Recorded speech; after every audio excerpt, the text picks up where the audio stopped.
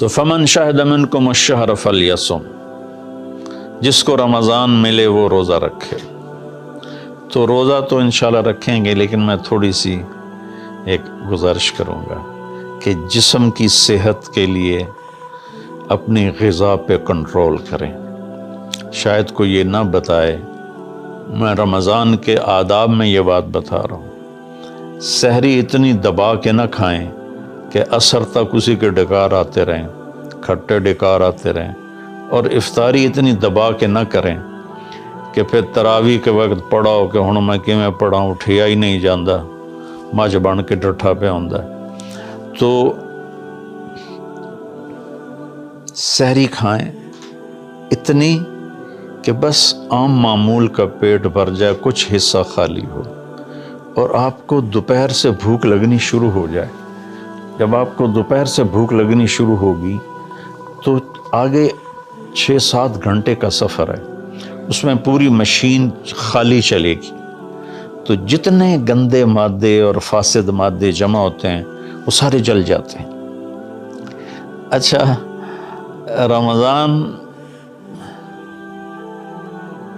کے دونوں طرف معنی آتے ہیں، وہ میں بتاتا ہوں، ابھی میں جسمانی بتا رہا ہوں۔ اچھا، ایک اور بھی بڑا خوبصورت رمضان کا معنی ہے۔ اللہ کے نبی نے فرمایا کہ یہ نہ کہا کرو رمضان آ گیا اور رمضان چلا گیا، کہو رمضان کا مہینہ آ گیا، رمضان کا مہینہ چلا گیا، چونکہ رمضان اللہ کا نام ہے، رمضان اللہ کا نام ہے۔ اللہ اس میں اپنے بندوں کے گناہوں کو جلا دیتا ہے، تو اس لیے یہ تفسیر رازی کی روایت بیان کر رہا ہوں، اس کی صحت اور ضعف کے بارے میں مجھے نہیں پتا۔ تو رمضان کہتے ہیں جلا دینا، جلا دینا یا جل جانا۔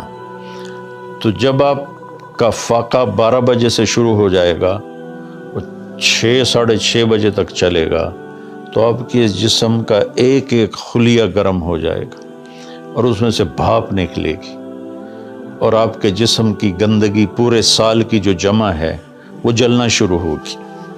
پھر آپ افطاری جب کریں تو سنبھل کے کریں، ٹھنڈا برف سے بھرا ہوا پانی اور روح افزا اور جام شیریں اور دودھ سوڈا، اور اس میں برف کے اتنے بڑے بڑے ڈلے ڈال کے جب آپ پیتے ہیں تو سارے دن کے روزے کا جسمانی فائدہ فوت ہو جاتا ہے، ختم ہو جاتا ہے۔ سنبھل کے پانی پئیں اور روم ٹمپریچر کا پانی پئیں۔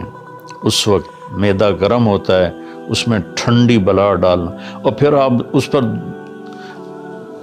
دوسرا ظلم یہ کرتے ہیں کہ اتنا ٹھنڈا پینے کے ساتھ گرم گرم سموسے کھاتے ہیں، گرم گرم پکوڑے کھاتے ہیں، اور کئی ماشاءاللہ ساتھ وہ پیس کو بھی ملاتے ہیں، کوئی چانپیں ملاتے ہیں، کوئی پیس ملاتے ہیں۔ یہ افطاری ہوتی ہے اور پھر کھانا اس کے بعد ہوتا ہے۔ تو سادہ پانی سے روزہ افطار کریں، اور مغرب کی نماز کے بعد ہلکا پھلکا کھانا لیں، اور پھر تراویح کا انتظار کریں، تراویح پڑھیں، اور اس کے بعد جس کا ذوق ہے ٹھنڈا پانی پینے کا وہ ٹھنڈا پی لے، گرم کا ذوق ہے گرم پی لے، لیکن برائے مہربانی کئی چیزوں کا، اب میں ایک آپ کو مثال دیتا ہوں۔ یہ ہماری گاڑیاں ہیں معمولی سی، تو ہم اس میں دیکھتے ہیں کہ اچھا پیٹرول کہاں ملتا ہے۔ جس پیٹرول پمپ کا پتہ چلے کہ پیٹرول اچھا نہیں، ہم سزوکی والا بھی آگے چلا جاتا ہے کہ ویکھو چنگا پیٹرول کتھوں لبدا ہے، اور جن کے پاس مہنگی گاڑیاں وہ ہائی آکٹین ڈلواتے ہیں، جو پیٹرول کی سب سے اچھی قسم ہوتی ہے۔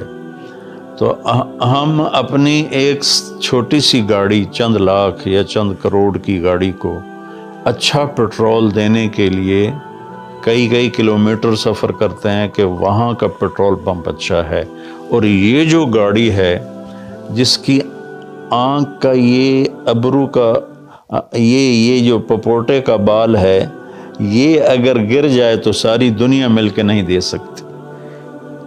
ایک ناخن اگر گر جائے تو پوری دنیا مل کے وہ ناخن نہیں دے سکتی۔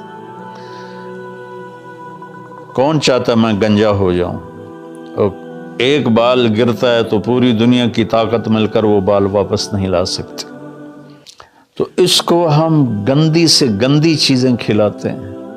کچوریاں کھا رہے ہوتے ہیں، قتلمے کھا رہے ہوتے ہیں کہ افطاری ہو رہی. تو اللہ کے واسطے ٹویوٹا گاڑی میں صاف پیٹرول ڈلواتے ہو اور اس خوبصورت گاڑی میں گند بھر دیتے ہو، سموسے اور پکوڑے اور دودھ سوڈا اور جام شیریں اور روح افزا اور 7 اپ اور ٹھنڈے پانی، سکنجبین، اور اس کے اوپر پھر مرغے کے پیس اور چانپوں کے پیس، اور ابھی کھانا بعد میں کھانا ہوتا ہے. تو مہربانی کریں اپنے جسم کی صفائی کریں، اعتدال سے کھائیں. افطاری بھی اتنی کھائیں کہ آپ کی بھوک باقی ہو. تو آپ آرام سے تراویحیں پڑھ لیں گے تو تراویح پڑھیں، پھر اس کے بعد آپ آرام کریں، جلدی سے سو جائیں.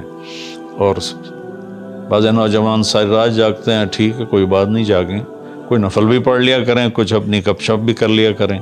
اور پھر سحری ایسی کھائیں کہ اب اس میں پراٹھے پک رہے ہوتے ہیں اور ہر گھر سے پراٹھوں کی خوشبو آ رہی ہوتی ہے. تو پھر پراٹھوں کا بوجھ اپنے اوپر نہ ڈالیں، سادہ روٹی کھا لیں، سادہ سالن کھا لیں. تو پورے مہینے میں آپ کے پوری باڈی کی اوورالنگ ہو جائے گی. یہ تو جسمانی فائدہ ہوگا. روحانی لحاظ سے کیا ہے؟ شہر رمضان، رمضان جل جانا، جلا دینا، رمضان کا مہینہ. اس لیے اللہ کے نبی نے کہا، یہ کہا کرو ماہ رمضان آیا اور ماہ رمضان گیا، کیونکہ اللہ آنے جانے سے پاک ہے. تو اللہ کا نام رمضان ہے. یہ امام راضی کی روایت ہے. تو یہ نہ بھی ہو تو رمضان میں جلنے کا مطلب کیوں ہے؟ اسی مہینے کے ساتھ کیوں ہے کہ ہر روزے کے ساتھ اللہ اس کے گناہ معاف کرتا ہے، اس کے گناہوں کو جلاتا ہے، اس کی بھوک کی آگ میں جلاتا ہے، جلاتا ہے، جلاتا ہے. آخری روزے اللہ تعالیٰ کیا کرتے ہیں کہ اس کے سارے گناہوں کو جلا کے راکھ کر دیتے ہیں اور اپنی رحمت. اچھا، رمضان کا مطلب بارش بھی ہے. جو سبحان، عربی بھی عجیب زبان ہے. رمضان کا مطلب بارش بھی ہے. رمضان کا مطلب اگر رمضا مصدر ہو، رمضا، تو یہ بارش کا مطلب ہے. رمضا ہو تو یہ جلانے کا مطلب ہے. سبحان اللہ، کہ رمضان ایسا مہینہ ہے کہ اس میں ایسی رحمت کی بارش ہوتی ہے، سارے گناہ دھل جاتے ہیں. رمضان ایسا مہینہ ہے کہ اس میں ایسی اللہ کی رحمت متوجہ ہوتی ہے کہ سارے گناہ جل کے راکھ ہو جاتے ہیں، ہوا میں اڑا دیے جاتے ہیں راکھ کی طرح. تو یہ تب ہوگا جب ہمارا پورا جسم روزہ رکھے، ہماری آنکھیں روزہ رکھیں، ہمارے کان روزہ رکھیں، ہماری زبان روزہ رکھے، ہمارے ہاتھ روزہ رکھیں، ہمارے پاؤں، ہمارا دل، دماغ روزہ رکھے. تو پھر یہ روزہ، یہ رمضان بنے گا اور ہمارے گناہوں کو جلا دے گا یا دھو دے گا. اور اس میں خاص طور پر اللہ کے نبی نے فرمایا کہ شراب پینے والا توبہ کر لے، چونکہ شرابی کی بخشش نہیں ہوتی رمضان میں. ایک ہوتا ہے دلیر ہو کے پینا، کوئی نہیں، کچھ نہیں ہوتا، اللہ بڑا غفور و رحیم ہے، یہ تو سارے پکڑے جائیں گے. ایک آدمی میرے پاس آیا، وہ کہنے لگا جی مجھے شراب کی عادت ہے، چھٹتی نہیں، کئی دفعہ چھوڑی ہے، پھر نہیں چھوٹتی. اور پھر جو وہ دھاڑیں مار کے رویا، اتنا رویا کہ میں بھی غمگین ہو گیا اس کے رونے کو دیکھ کر. اس کا معاملہ اور ہے.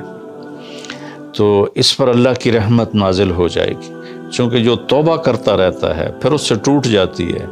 وہ دن میں 70 دفعہ بھی توڑے گا اور توبہ کرے گا تو اللہ کے ساتھ دوستی باقی رہے گی. تو ایک شرابی ہے تو اللہ کے واسطے چھوڑ دے. ماں باپ کو دکھ، عق الوالدین، ماں باپ کی نافرمانی نہیں فرمایا، ماں باپ کو پرزے کر دینا. نافرمانی تھوڑی بہت ہر بچے سے ہو جاتی ہے، لیکن ایسی نافرمانی کہ ماں باپ کا دل ٹکڑے ٹکڑے ہو جائے، اس کو کہتے ہیں عقوق الوالدین، عاق لوالدیہ. جو ماں باپ کے دل کو ٹکڑے ٹکڑے کر دے اس کی بھی بخشش نہیں ہوتی۔ تو مشاحن جو دل میں کینہ پال کے رکھتا ہو کسی کے لیے اور بغض رکھتا ہو کسی کے لیے، نفرت رکھتا ہو کسی کے لیے، حسد رکھتا ہو کسی کے لیے، ایک اس دل پر اللہ کی رحمت کی نظر نہیں پڑتی۔ اور ایک قاطع الرحم جو رشتہ داروں سے لڑتا ہو،